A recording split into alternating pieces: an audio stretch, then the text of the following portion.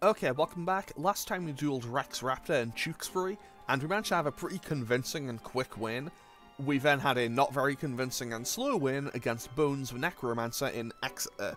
So today we're going to start by heading on over to St Albans to duel the Darkness Ruler. You dare to challenge the Dark Deck of the Darkness Ruler, Rose Duelist or not, you don't stand a chance. I mean, he says that, but somewhat ironically and counterintuitively to his claim, this is actually the best chance we've had. This is like by far the best opening chance we've had at winning. And that entirely comes down to the fact that we are now finally, mercifully, on a dark field. So I want him to play the Yami field spell so I can get the ability to change it. His stained glass windows show the Castle of Dark Illusions, the Reaper of the Cards, the King of Yami Makai, the Dark Chimera, and Barox. I feel kinda bad for forgetting what Barox's name was there for a second, because like Barox is genuinely a card that I really like. And man, that is a kind of mediocre opening hand, aside from King of Yami Makai and Barox, but hey, you know, that's okay. To be totally honest, I do really like Barox. Like, I know the irony of me saying that I really like the thing, having just forgotten its name like 30 seconds ago. But genuinely, it is a card that I always thought was super cool. Same with Dark Chimera. I always wanted both, but never had either. So, I'm just gonna try to play offense here, because I know basically a couple of the things I do know about Panik. I'm just gonna call him Panik, because, well, realistically, I grew up watching the 4Kids dub of the anime, and he was called Panik in that. But basically, the one thing I mostly remember is in this game especially, I think I'm gonna be, I'll play it this way actually. I'll approach from another angle. Basically, my experience dueling him in this game is either the duel draws out to be like a miserable half-hour slugfest, or he just kind of wanders on into the center of the field in about 3 turns, and you kind of just throw hands with one another. This appears to be the latter of those two kinds of duel. And okay. Those two cards face down are monsters. I know that now. I know that they are both monsters because despite the fact that he normally carries a lot of trap cards non-activated. And that is just a crass clown. That's kind of nothing. That is unfortunate. Okay, so what is this he's attacking with? That's his own King of Yami Makai, okay. Okay, more accurately, it's his own King of Yami Makai, but it's not his deck leader one. However, I do want to keep... Wait. Okay, I was going to say, for a second I thought mine said it had 3,000, and I don't know why. Okay, I'm just going to keep mine about here. I want to keep mine here mostly just for a safety precaution, because if I step too close... so basically, actually when it flips back to my turn, I'll give an example. Okay, the Crass Clown just steps over whatever... I don't even know what I had face down there. Oh, I think it was Eat Gaboon. Okay, so, I'm going to use my deck leader as the example to show what his power currently does. So, my Creole is here in the middle. Every tile around it is like the sphere of influence. And that gains power, basically. So now, let's just move one tile along, drop Neck Hunter in defense mode. Okay, let's not drop it in defense mode. Let's just attack the Crass Clown then. Because he just played Gorgon's Eye, which means any card that I leave in... Well, any card that would end its move in defense mode is permanently spellbound, basically. And that isn't something I want to have to deal with. So, let's just get rid of that right now, actually. Let's wait one more turn before we get rid of that. However, I definitely want... Like, I want to just wait it out, because I don't want to just win this quickly and get nothing out of the graveyard slot. Because, unfortunately for me, this is genuinely the best duel for me, probably in the entire game. And I probably shouldn't play this close to the edge, so I'm going to be a little safe. This is probably a bad choice. Sorry, Barox, you're probably setting off a trap here. Never mind. Okay, so there's Gorgonite, which means these are all monsters, probably. Those are either all monsters or outside chance they could be Paralyzing Potion. They could be Paralyzing Potion, or they could be Time Seal. I'll be real. Panik loves using well, there's Time Seal. I think that hits his own King of Yami Makai, though. Yeah, that was a smart move on your choice. That was a smart move on your part there, buddy. Way to spellbound literally your best card. Like, I can't, like, I don't even need to cook him. He did it himself. Okay, so we destroy Lord of Zemia. Barox getting a rare instance of Barox actually getting a kill. Now, let's just move forward, I think. This might be a bad choice, but I'm gonna risk it. I'm gonna risk it, and I don't need to feel too worried about it, because I have Air and Ushioni in hand. And the fact that he isn't attacking... Okay, that's a Ryukushin powered. I was gonna say, judging from the fact that he isn't attacking, I shouldn't need to worry too much. However, now I can destroy that with my King of Yami Makai, and we can get a couple more cards in the graveyard. Because obviously we need more cards in the graveyard to deal with them. Actually, let's do this instead. I will have... I will put those animations on, have King of Yami Makai destroy the Dark Chimera. Okay, I'll be able to win Dark Chimera now. That's fantastic. I love Dark Chimera. Also, 10 out of 10, I like how the Dark Field is just kind of space, really. Also, genuine question for people who are more well-versed in the TCG and its history than I am. Was King of Yami Makai ever, like, a good card? Or did it ever get a retrain to be a good card? And, like, is there a second, better version of it that got printed later into the game's lifespan? Genuinely, I am really interested in knowing. Because, honestly, retrains of cards are an interesting thing to me. Now, let's just attack with Ushioni and get rid of this Ryukushin. So this is another 550 points. And now, I can probably finish him off next turn, but I kind of want to try to get a couple more cards out of him. I mean, either way, I'll probably end up doing some grinding at some point, because I will need to get more better cards. Okay, that's another King of Yami Makai. There are so many kings of Yami Makai in this duel.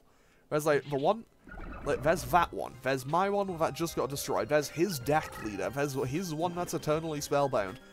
Like, how many kings does Yami Makai have? The answer appears to be a lot. And also, as long as Ushioni is out of the sphere of influence of his deck leader, I am also in a pretty good, pretty safe location. And also, wait, I just made a mistake. I may have made a mistake here. Never mind, he put himself into defense mode. However, I do want to be a little careful about this, because I don't really want to enter his sphere of influence if I can avoid it. So I am going to play... I'm going to slow the game, I'm going to slow the pace, and play a bit more defensively here. Also, I should note, as of the time of me recording this, it is 7:40 PM on December 9th. So basically, I'm recording this well in advance, and I win, actually. Never mind, that's infinite... That is infinite dismissal. However, I am now in a perfect position, because the duel is now over. Because I can just flip and attack him, unless that's another trap card. Of course it was another trap card. Why would it ever not be another trap card? And that's just a regular cyber commander, so it can't do anything. But yeah, so I recorded the... So this is being recorded in December, so by the time this goes up, I'll have probably finished recording the entire series by like a month. However, I wanted to note this because Forbidden Memories was I also did Forbidden Memories early in advance, mostly just for general kind of convenience purposes. I could... No, I can't finish him off this turn, so he gets to live one more turn. But yeah, so basically, I did Forbidden Memories again in, like, I want to say it was October. It was either late September or October. Then I did the replay of that, where I did the, like, I do the whole thing in one. I did that in November, and now I'm doing this in December. So, pretty much, I know it's pretty much setting a thing early for the replays where I am just kind of going through early.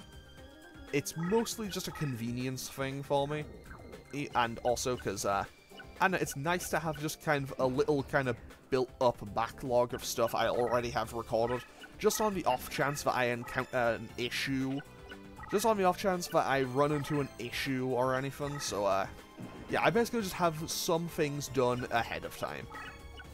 And I don't think it'll be something I don't intend on it to be, like, a thing that I do for, like, every replay going forward, but I just want to mention it in advance for this one, because I don't know, honestly, I just kind of wanted to mention it in advance, because I don't know. Basically, in case you're wondering why I'm not using this super cool, well-known strategy, the answer is because I probably didn't know about it, and I won't be changing my strategy for future things because I played this like 2 months ago. Okay, that's a King of Yami Makai, a Shadow that controls the dark by the looks of it, and a man-eating treasure chest. Okay, and he just summoned Zira the Mant.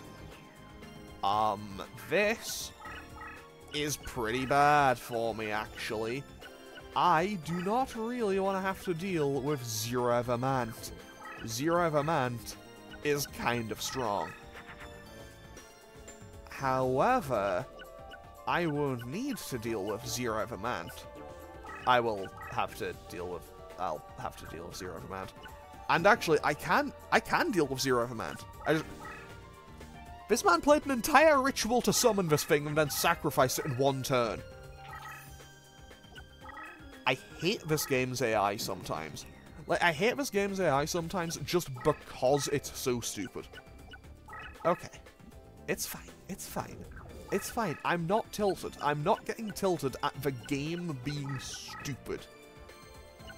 Okay. I'm just gonna start throwing cards out, because realistically I don't need any of these, and I'm just waiting to draw my Fiend Castle.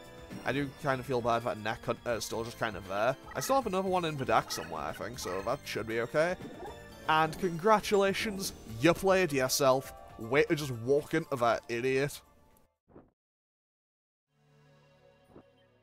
I mean, realistically, it only did 100 points. It only did 100 points of damage, but hey, it's a win.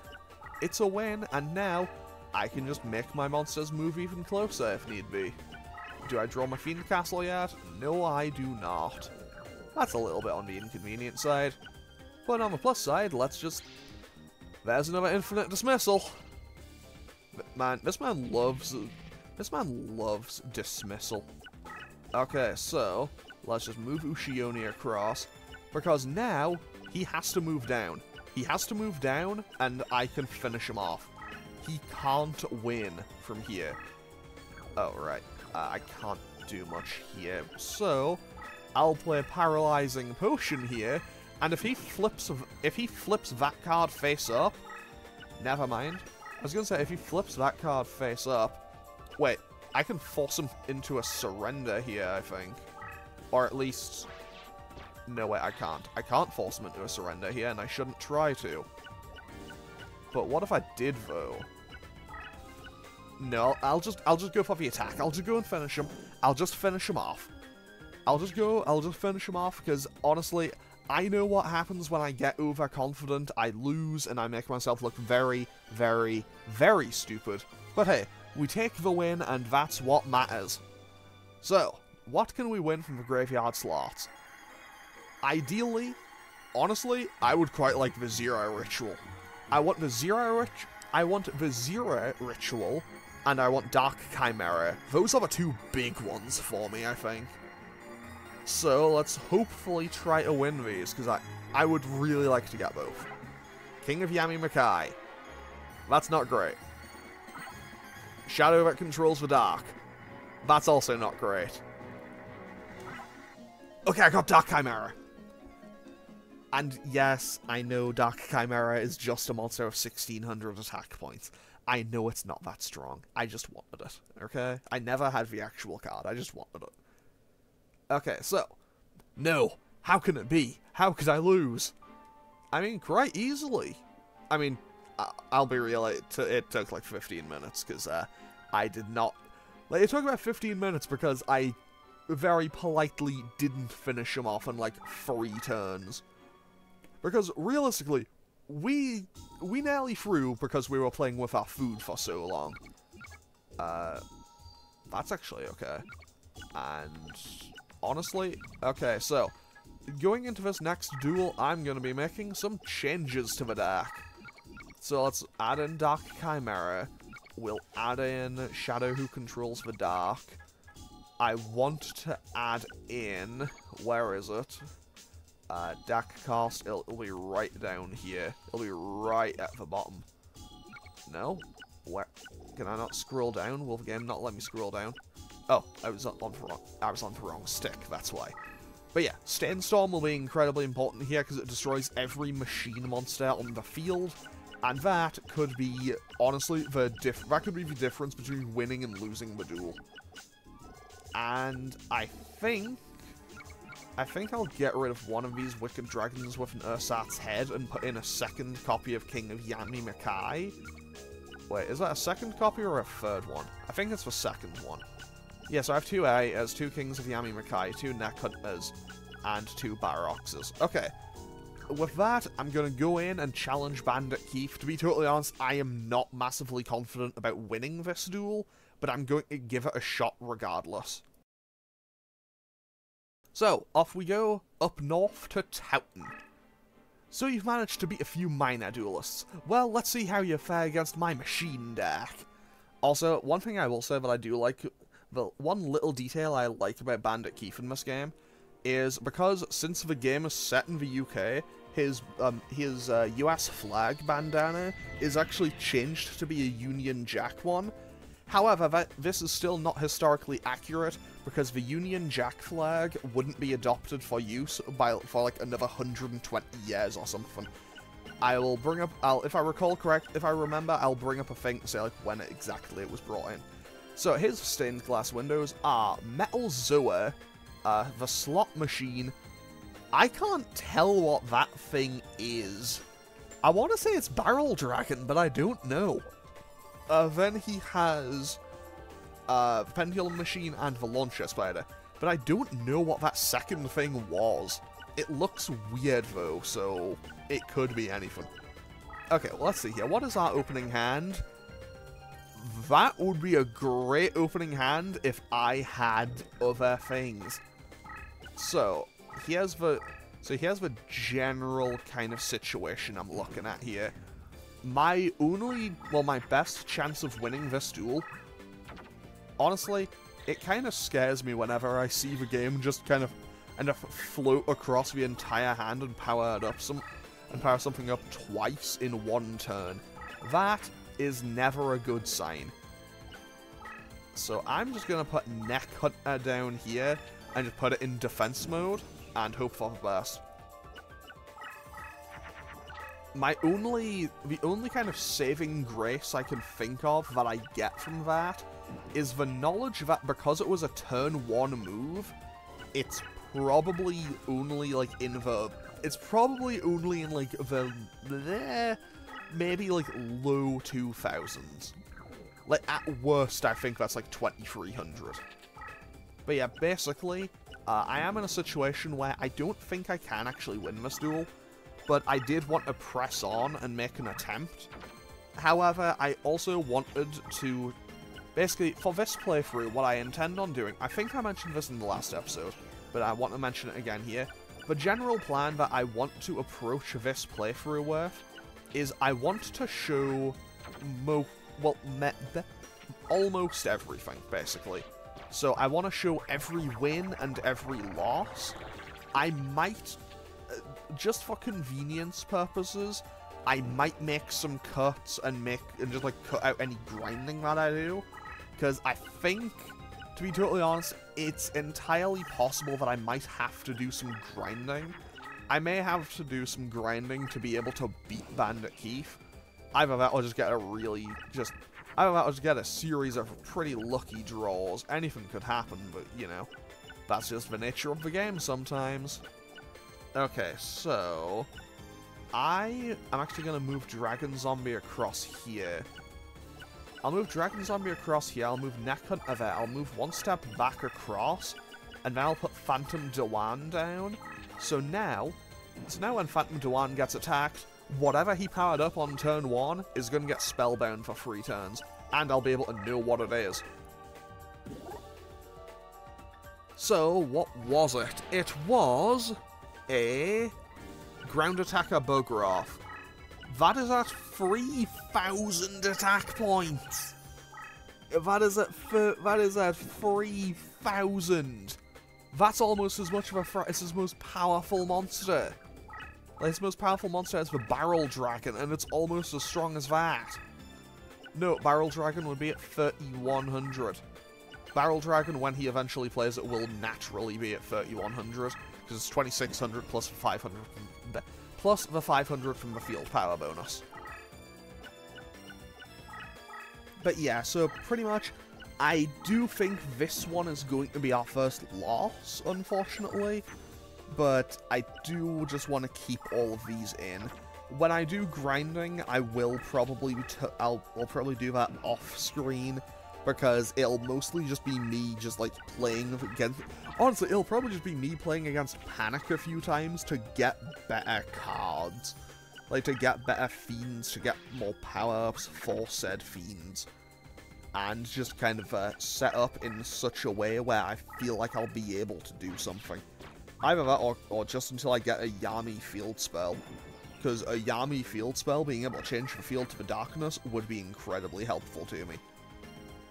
That could change so much. Just that card alone, Call of the Haunted, could change so much in this duel for me. However, I need my Fiend Castle. I need my Fiend Castle before I can do anything else. And this Ground Attacker Bugroth is about to be free to move. Basically, what I need is either Stainstorm.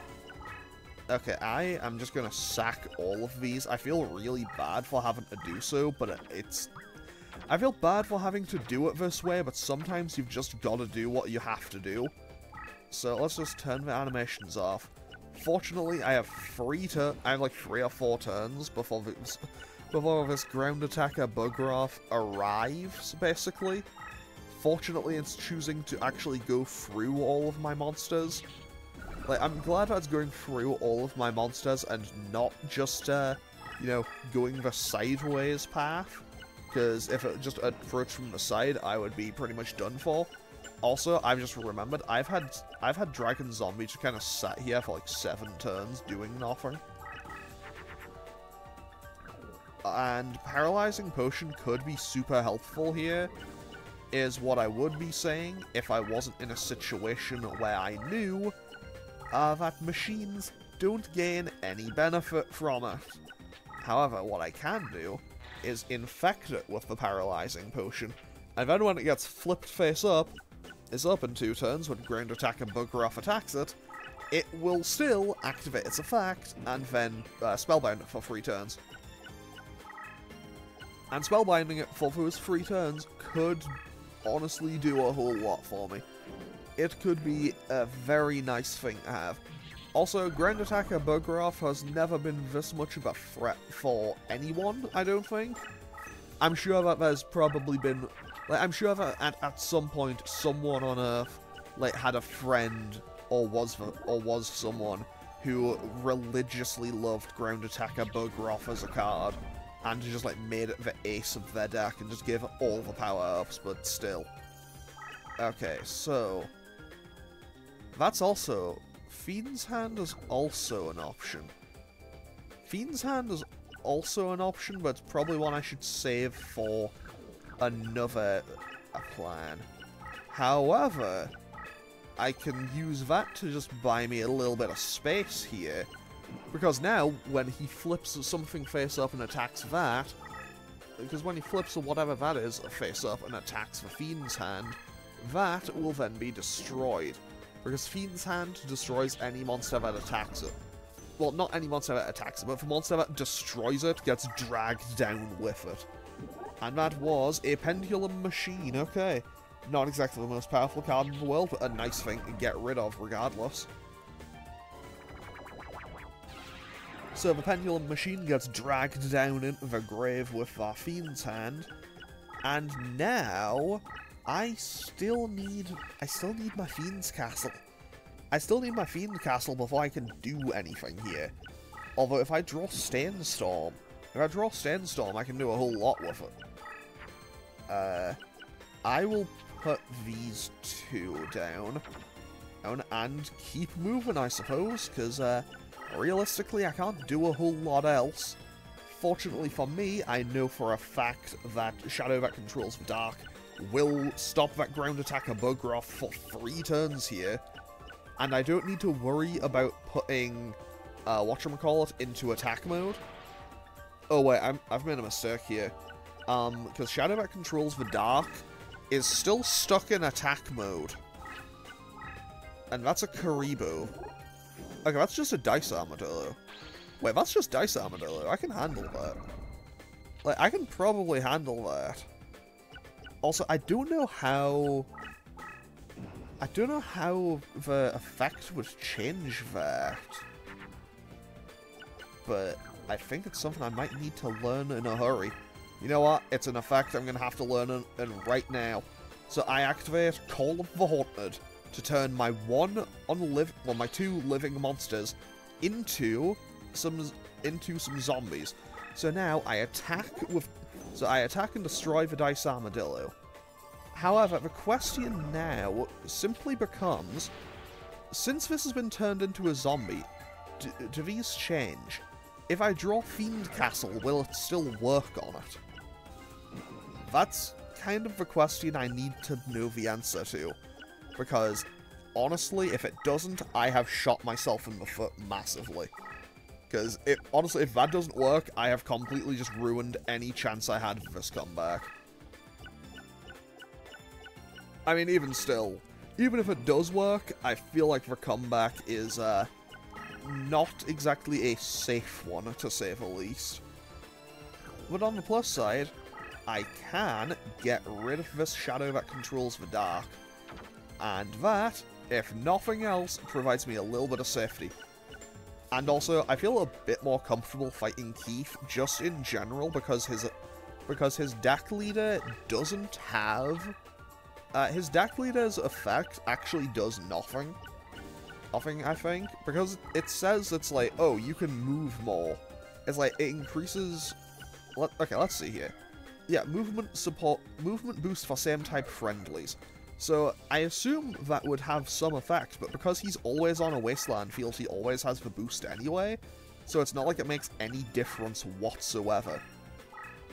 I don't know, maybe I just don't know how the game works, but that's how I've always read it, to be honest. And also, because there's so much Labyrinth here as well, I don't think it makes any difference. However, I do need to be careful, because that A...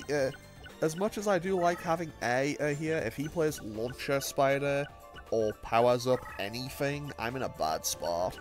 Like, if he gets Metal Zua, this could, like, I'm in a decent spot right now, but this is still kind of like hovering on a knife's edge for me. Like, this is still a pretty bad situation for me. So, yeah. I could lose it all in an instant right now. But hey, currently, he doesn't seem to be too interested in moving. Like, currently, he seems all in on this ground attacker Bugroff, just kind of closing the gap very slowly on me. But if that's all he's gonna do, I think I may even be safe. Because he isn't moving that giant mech soldier whatsoever. So I don't think he's all that interested in it currently. So now, can I draw my Fiend Castle, please? No, I cannot. Wait, did I put a zombie down here? I did not. And probably for the best, because that wouldn't help either. Okay, let's just throw these three out. Yes, let's just do this way. To be honest, I do like Dark Chimera and Barracks, but they aren't going to be doing anything for me here. And what is this? Saber Slasher. Okay, that is a monster, but it's a really weak one. Okay, it's not a really weak one, but it's not great. It's not the level of power that I would expect from Bandit Keith, you know? However, I need to worry about Launcher Spider and stuff. On the plus side, I have enough cards to kind of just buy me space and time. Okay, Mechanical Snail gets destroyed. Oh, also, I don't remember if I mentioned it in the first episode or second episode, but I watched the Game Awards when they were on Thursday. That is another thing that will date this episode pretty badly. But yeah, I watched the Game Awards when they were on it. It was a way to fill in a night, I suppose. Okay, let's actually try this and see what happens. I should do this another way, though. I'll wait it out for one more turn, I think.